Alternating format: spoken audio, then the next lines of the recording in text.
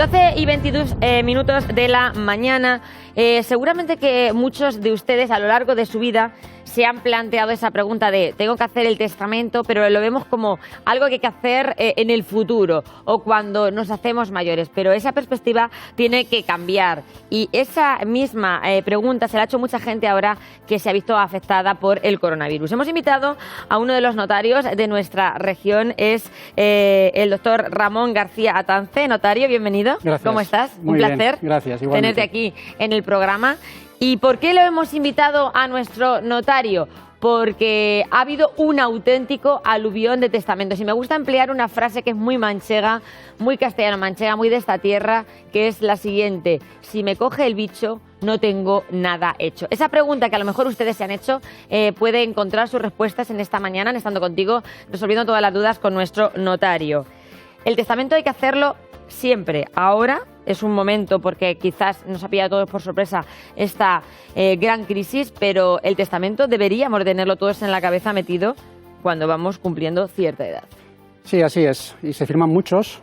Las últimas estadísticas andaban cerca de los 700.000 testamentos en España al año, pero evidentemente lo que ha sucedido, lo que nos está sucediendo, pues está aumentando al parecer el número de testamentos que se firman. Testamentos ante notario, que conviene tener. Yo considero que es lo que le digo a los clientes como un seguro que hay que tener hecho por si acaso, para tenerlo, y hay que tener la tranquilidad además de que el testamento se puede cambiar. Se dice el dicho testamentos a cientos, y también hay que tener en cuenta que el testamento no es malo para la salud, no está diagnosticado. Que no perjudica a nadie ni tiene efectos secundarios, ¿verdad, Ramón? Que se sepa no, porque muchas veces la gente lo relaciona ya con el último momento de su vida y no tiene nada que ver. Hay que tener testamento antes, hay que tenerlo pensado, con calma. Pero hay que estar tranquilos. ¿Por qué? Porque no es un documento donde tú ya cierras irrevocablemente de forma que no se pueda cambiar lo que va a ser tu herencia el día de mañana, sino al contrario, se puede cambiar y por lo tanto pues se firma con tranquilidad. Hoy pienso esto y mañana puedo pensar aquello tranquilamente. Totalmente. Testamentos a cientos. Me ha gustado esa expresión. Además, el testamento es algo que es asequible a cualquier bolsillo, es algo económico, que por poco más de 50 euros, incluso menos, podemos tener un testamento. Quizás has dado en la clave, Ramón, lo que más miedo nos da es que siempre relacionamos la palabra testamento con la muerte, o sea, hay una relación directa. La palabra testamento viene asociada a la palabra muerte y hay que eliminar esa relación. Sí, de hecho lo aconsejable es tener varios en la vida. Uno cuando ya tienes una situación personal y patrimonial ya un poco encarrilada, cuando ya tienes tu primera propiedad o te acabas de casar o acabas de tener un hijo, ya es un buen momento para ir pensando en hacer testamento. Y luego, por supuesto, si acaso revisarlo, cuando ya efectivamente estás en la fase final de la vida, pues ver si hay que hacer ajustes, cambios, etcétera. Vamos a contar ahora cómo se prepara y se elabora ese testamento, pero seguramente, y al hilo de la actualidad que nos marca con esta crisis, con esta pandemia del coronavirus, mucha gente se ha encontrado con la situación de tener que estar en casa, quizás incluso pensar si la enfermedad ha sido más grave, tener que hacer ese testamento, no poder acudir a un notario. Entonces surgen muchas dudas. Por ejemplo, mi madre está ingresada, mi abuela, mi padre, ¿qué hago yo? ¿En quién delego? ¿Tengo que hacer un poder? ¿Cómo me comporto? Ramón. Bueno, ideas claras que hay que tener en cuenta son, primera, que el testamento es un acto de los pocos actos personalísimo. ¿Qué quiere decir la palabra personalísimo? Que solo lo puede hacer el testador, es decir, no hay poder que sirva para que otro haga testamento en tu nombre. En esos escenarios de hospitales, de confinamientos, hay que tener en cuenta también la posibilidad de que el notario se desplace, que lo hacemos al hospital, a la casa particular, para firmar testamentos y otro tipo de documentos. Pues eso es una cosa que no sabía. No se suele saber, hay que justificar porque tienes que desplazarte hasta allí, pero se puede hacer y se hace. Y luego hay que tener en cuenta el tema del poder, que me parece muy interesante que lo hayas comentado, porque igual que los testamentos es un documento que ahora, digamos, está un poco en boga, también a raíz del confinamiento ha surgido el tema de los poderes. Los poderes tienen una enorme utilidad práctica y se ha puesto de manifiesto en este periodo pues por esos confinamientos. Vamos a explicar lo que es el poder para que la gente lo entienda, porque todos hemos oído hablar de esos poderes que podemos otorgar, pero seguramente que desconocemos el contenido real. Pues también tiene ciertos paralelismos con el testamento en cuanto a su economía, en cuanto a su coste, que es bajo, en cuanto a su revocabilidad también, y por supuesto no es excluyente. Eso quiere decir que yo puedo hacer un poder, pero eso no quiere decir que pueda ir yo, si me encuentro mejor de salud, en el momento que hay que firmar algo, a firmarlo yo. Con lo cual es un plan B que viene muy bien, sobre todo en personas de cierta edad, ¿no? Eso se ha manifestado en estos meses, pues porque ha habido operaciones que se han quedado bloqueadas, pues porque estaba confinada la persona o estaba ingresada y no estaba la situación. Y además es que la ley ha cambiado desde hace unos años en un sentido que tampoco es conocido, y es la posibilidad de un poder que se llama preventivo. El poder preventivo es muy útil en estas sociedades ya longevas en las que nos encontramos porque permite que esa persona que hace un poder autorice su uso, incluso aunque la persona ya esté mal de juicio, que ya haya perdido su capacidad intelectual, que tenga Alzheimer, que tenga una demencia senil. Si lo hace antes en su plena capacidad, puede autorizar, y lo hacen, para que esos hijos, por ejemplo, pues puedan, incluso en esa fase final de su vida, puedan también llevar adelante su economía, su patrimonio. Pero eso genera muchos conflictos familiares, porque parece que si dejamos el poder en manos del hijo, como que estamos quitando el poder, nunca mejor dicho, y permítame que utilice la misma expresión, a esa persona que todavía está en su sano juicio. Y surgen esas redecillas familiares que yo creo que no tienen por qué surgir, porque lo que estamos es facilitando, se trata un poco de mejorar. Sí. A ver, como todo en la vida, la seguridad absoluta no existe. No puedes atar seguro que la herencia no va a ser conflictiva o que el uso de un poder no va a ser conflictivo. Pero sí que hay algunas pautas, tanto en el testamento como en el apoderamiento, que pueden prevenir.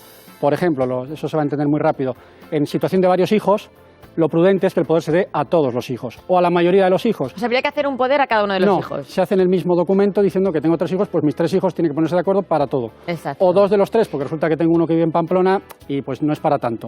Pero hay medidas así de sentido común, no solo de sentido jurídico, que ayudan a prevenir ciertos problemas. Pues nos surgen ya preguntas. Ramón, nos pregunta Pilar de Torrijos, diferencia entre testamento y últimas voluntades. Es el lío de conceptos que tenemos todos que yo creo que hay que aclarar. Bueno, el testamento es una última voluntad mientras no se cambie. Lo que pasa es que la expresión últimas voluntades, así siendo un poquito más apropiado, se refiere al registro de últimas voluntades, que es una de las figuras de nuestro sistema jurídico más envidiadas en otros países. De hecho, nos la han copiado, que es un registro que existe en el Ministerio, donde todos los notarios reportamos, informamos de los testamentos que se firman. Y es muy cómodo, porque cuando una persona fallece, obligatoriamente se mira. No, mi padre no tenía testamento, no, mi padre este era el último, siempre se mira y a veces hay sorpresas, con lo cual es una figura que es un registro de testamentos que es secreto. Exactamente, ese registro de últimas voluntades que nosotros podemos solicitar esa cita previa que se hace de esa manera y ustedes van a tener esa información siempre después de esos días pertinentes, después del fallecimiento de esa persona. Hay que dejar ese plazo previo para que se comunique al registro si esa persona ha fallecido y ustedes ahí van a recibir un documento en el que pondrá si otorgó o no últimas voluntades y entonces a partir de ese momento, en el momento en el que nos encontramos, por ejemplo, con que no hay un testamento otorgado, ¿qué ocurre? Ya tenemos que hacer una declaración de herederos. La famosa pregunta de que dicen, bueno, si da igual hacer testamento que no hacer testamento. Pues no. Otro argumento que se dice, bueno, es que yo no tengo fincas porque estoy de alquiler. Bueno, pues si tienes dinero en el banco, tienes un vehículo, ahí ya van a tener un problema tus herederos documental para ponerse a su nombre el vehículo, para coger ese dinero de los bancos, con lo cual sí que convendrá. Entonces, esa declaración de herederos que sustituye el testamento es un documento mucho más incómodo. Es muy incómodo por el coste, 3 o 4 veces más, porque hay que buscar testigos, hay que buscar documentos, porque retrasa la herencia y la posibilidad de vender los bienes de la herencia, porque por el procedimiento pues tarda un mes o más, y además porque se aplica la ley.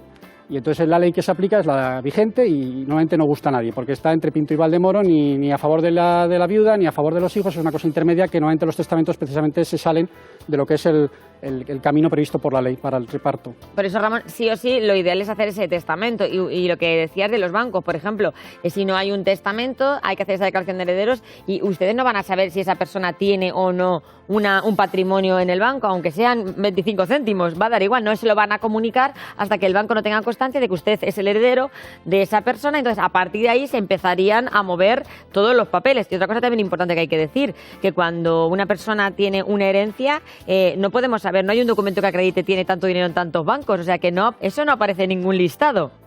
Efectivamente. Y ahí está el famoso problema de que le han bloqueado las cuentas. Eso es. Es que no me dejan sacar dinero del banco, que falleció mi madre y me la tienen bloqueada y solo tiene dinero en el banco. Bueno, pues si solo tiene dinero en el banco quiere saber quién es el heredero y para saber quién es el heredero estamos donde estábamos, el testamento o si no está la tosa declaración de herederos. Si hubiéramos tenido el testamento, esa puerta ya directamente estaría abierta, ¿verdad que sí? Sí. Porque, ¿qué pasa? Vamos a contar, si no tenemos ese testamento, ¿quiénes serían los herederos?